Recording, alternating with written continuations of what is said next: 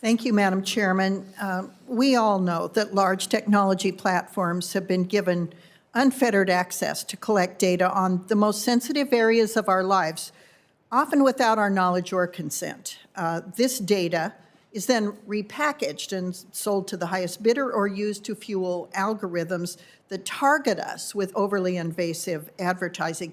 So I applaud the committee. I applaud you, Madam Chairman. It's long past time that Congress shine a light on these unsupervised practices.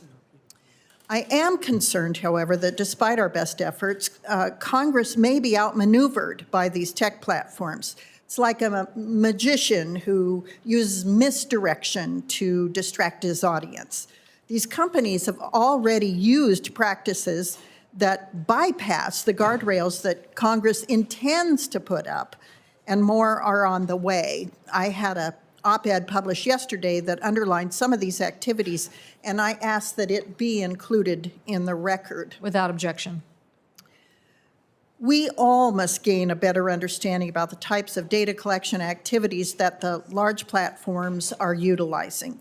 We must know who has our data, what types of data do they have, when are they collecting our information, where is it being sold, and how is it being used?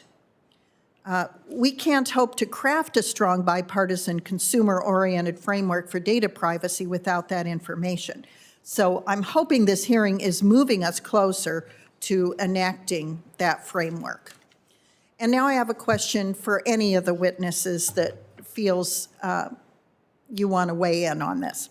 So my first question is on specific data collection practices.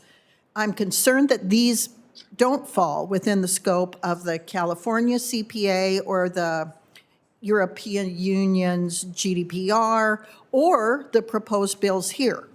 An example is the Facebook Pixel. The Facebook Pixel is used by numerous websites to identify unregistered visitors to that site. Since the Pixel loads with the web page, consumers have no ability to opt in or opt out. This practice allows Facebook to determine that person's identity and record specific data about their web activity. This enables Facebook to collect data on nearly every consumer and target them with high-precision advertising. Does this panel feel that this type of data collection would be covered under any of these laws? I'm happy to start. Yeah, that's a good idea, Mr. Soltani.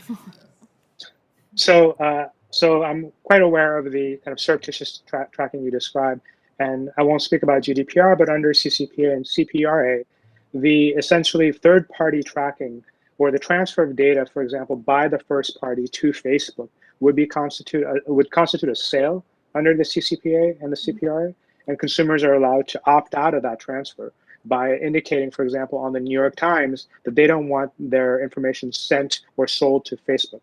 Importantly, the CCPA and CPRA also provide consumers, rather than having to opt out on every website they click on or they visit, they can set a setting in their browser called the global privacy control, which essentially sends that signal and indicates their opt-out preferences to every website they visit. So for example, if I go to the New York Times or the Washington Post using a browser that supports this protocol, I'm automatically opted out of the sale of my personal information to those third parties. And the California AG is able to enforce when that transfer does occur.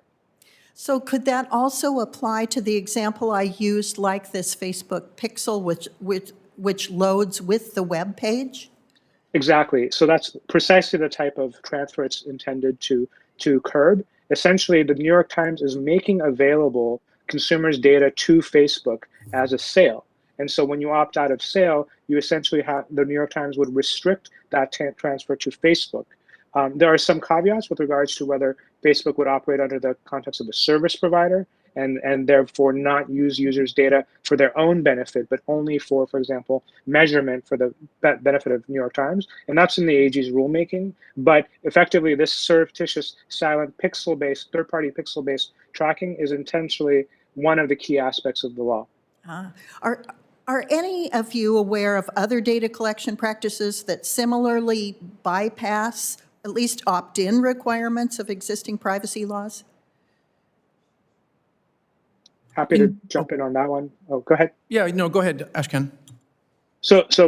Absolutely. So one of the biggest gaps, I think, in privacy law today, including the CCPA and CPRA, are collection from websites that consumers don't interact with, right? So not just when I interact with the New York Times and they sell or share my data with Facebook, but really the myriad of data brokers that collect my information, either from across the web, from either public records or private records where they purchase it from companies that I'm not aware of, or even when companies will, for example, capture data that appears in public records, as I said. And so curbing that behavior is incredibly difficult because consumers don't have a direct relationship with the third-party data brokers that are selling their information.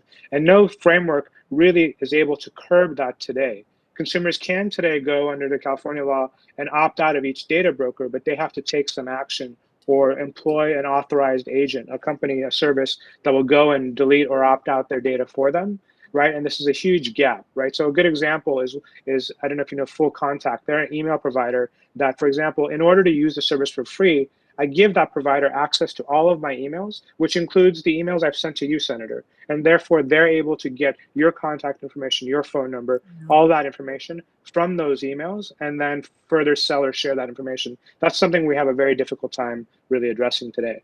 Thank you. Well, thank you for your response. I'd love to, yes, sir. Just very quickly, there's one aspect of this that we keep coming back to, and part of it is you asked a question about consent to.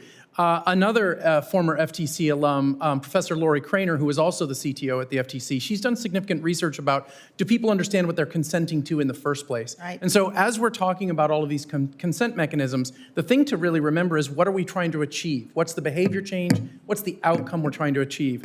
So when we ask the question about did they consent, did they know what they consented to? Thank you. Senator Peters, although I think